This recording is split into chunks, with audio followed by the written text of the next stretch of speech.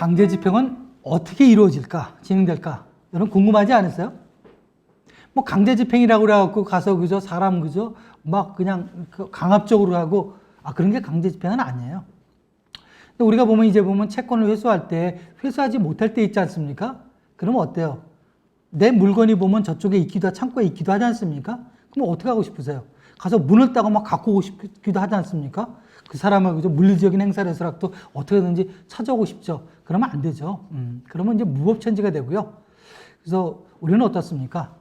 조금 그저 긴 것 같지만 긴 호흡을 가지고 법에 의존할 수밖에 없는 거죠. 그래서 이제 강제 집행이죠. 그냥 우리가 보면은 그죠. 자, 보면 그림 한번 잘 나와 있죠. 그죠? 그림 보세요. 채권자가 있고 이렇게 여러분이에요. 그죠? 채무자가 있는데 1억을 줬는데 받지를 못하는 거죠. 그럼 여기다가 우리가 바로 실력 행사하면 안 되고요. 뭐 이런 건데요. 자력구제 이런 건데요. 지금 내 물건을 훔쳐가는 사람이 있지 않습니까? 그럼 그 사람한테 바로 그죠. 자력구제 쓸 수 있는데 그 시점이 지났다 하면 그건 또 애매해지는 거거든요. 문제가 생기죠.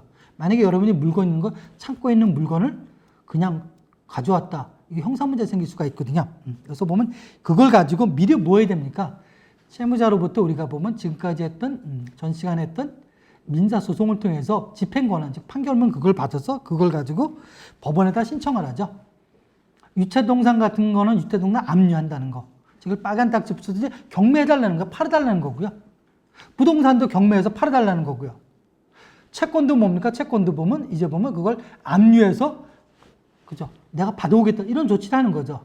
그걸 누구한테 합니까? 법원에다 하는 거죠. 집행기관이라고 하죠. 그럼 법원에서 해서 회수해서 주게 되는 거죠. 그래서 이게 보면 인적 집행이다, 물적 집행이다 이런 얘기돼. 이게 보면 그죠? 사람에 대해서 하는 경우가 있고요. 뭐 그 재산에 대해서 하는 경우도 있다. 이런 경우도 있고요. 그래서 이걸 보면 우리 집행권은 그러죠. 이게 과거에는 무슨 용어 썼었죠? 채무명의라는 용어 썼죠. 지금도 보면 이렇게 뭐 채무명의, 채무명의 이런 용어를 쓰시는 분들은 보면 업데이트가 좀 아직 안 되신 분들이죠. 안 되신 분들이죠. 지금 뭡니까? 집행권은 용어를 쓰죠. 집행권이 뭐냐? 제목이 집행권이 아니라 이런 거예요. 판결로 된 거 있죠. 판결이 끝난 거라든지 가집행이 됐다는 건 그거예요. 여러분이 재판 1심에서 이겼어요. 근데 상대방이 2심 갈 수도 있지 않습니까? 또 내가 2심에 또 항소할 수도 있고요. 그럼 1심 재판 가지고 아무것도 못하면 안 되잖아요. 우리가 소송할 때 그래서 청구 취지에다가 3번에 위 제1항 가집행을 신청하실 때 그런 거 집행할 수도 하죠. 그럼 가집행이 나오게 되면 2심이나 3심 가더라도 1심 판결 갖고 뭡니까? 강제 집행하라는 그런 소리죠. 이거 판결된 거. 그다음에 소송의 집행권에 있죠. 뭐 화해가 됐다. 그죠? 소송 중에 화해가 됐다. 일락조서. 그럼 맞다고 인정해버리 이런 내용들 있죠. 그다음 쭉 나오고 이런 내용 이게 바로 집행권이라는 소리고요. 그다음에 우리 집행문 그러죠. 우리가 보면 지급명령이라 보면 이행공고결정문은 새로 받을 건 없지만 있지 않습니까? 정식 소송 판결문 받게 되면 판결문 정본이 와요. 그거 갖고 집행 바로 못해요. 뭐 해야 되는 거니? 집행문이라는 것도 신청해야 돼요. 법원에 가서. 500원 인지 붙여서 수입인지 받아서 하거든요. 집행문. 그럼 집행문을 나오죠. 채권자 누구누구에 대한 채무자 누구에 대한 집행을 하기로 한다. 이런 내용이 나오는 거죠. 그게 붙어야 되는 거죠. 그래서 우리 보면 강제집행 신청 서류가 보면 그죠? 판결 정본이 있을 거고요. 여기다 보면 집행문. 이게 지급명령이나 이행공고결정문이면 집행문이 필요 없고요. 그렇지 않은 건 집행문이 들어가고요. 그 다음에 또 송달증명. 송달증명은 뭐죠 이건요? 상대방이 송달됐다는 거. 그거까지 세 개를 보통 같이 받아요. 통상. 이걸 받아서 이걸 가지고 신청하는 거죠. 이제 이걸 갖고 신청하는 거죠. 그죠?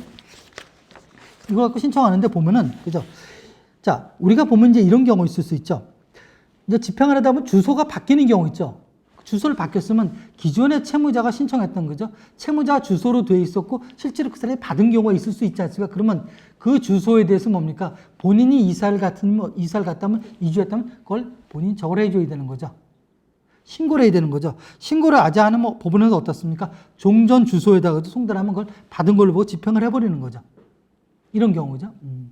그래서 여러분 강제 집행 쪽에 아마 실제로 한번 여기 보면 종사해보신 분들도 계시고요. 안 해보신 분들도 계시는데 사실 보면 이거 해보신 분들은 어떠세요? 그렇게 뭐 그죠? 아마 성격 자체가 그죠? 뭐 그런 건 아니지 않습니까? 성격은 어디 가는 건 아니지 않습니까? 보직이 그죠? 이쪽이다만 하는 거지. 이게 뭐 그런 건 아니잖아요. 그러니까 이런 걸 많이 보시다 보면 아마 그죠? 뭐 그죠? 좀 이렇게 흔들리고 그러시기도 하시죠. 그죠? 자, 우리 보면 이런 게 있을 수 있죠. 우리 그 민사집행법 시행령에 보면 이런 게 나와요. 우리 급여 있지 않습니까? 급여 압류하는 경우 있잖아요. 급여 압류하는 경우, 그죠? 급여 압류하는, 급여 같은 건 어떻습니까? 국민의, 그죠? 최저생계비, 대통령이 정하는 최저생계비가 지금 얼마죠? 185만 원이죠. 185만 원, 그죠? 2019년 3월 5일 날 이제 개정이 된 거고요. 자, 보면은, 이 사람이 100만 원을 받는다. 그러면 이건 이제 압류 못 해요. 못 하고요. 185만 원 받아도 못 하고요. 자, 300만 원 받는다. 300만 원 급여를 받으면 어떻게 해요? 185만 원을 뺀 115만 원만 된다는 거고요. 최저생계비니까, 그죠? 그 다음에 이 사람이 500만 원을 받는 경우 있지 않습니까? 급여를. 그러면 250을 압류하고 250은 저 사람을 줘야 되는 거고요. 채무자를. 자, 600만 원이면 300 이렇게 간다는 거죠.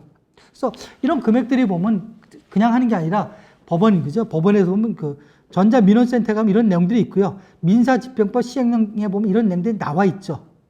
그래서 이 시간에는 보면 제가 보면 이제 강제집행, 그죠? 이 강제집행에 대해서, 그죠? 이 강제집행에서 한번 살펴봤고요.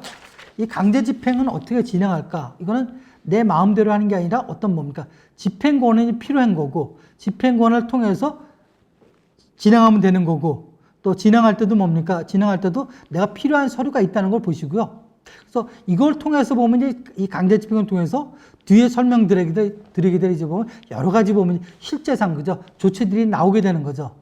지금 이 시간에는 저희가 보면 이 프로세스를 알아보는 쪽에 많이 포커스를 맞춰봤습니다.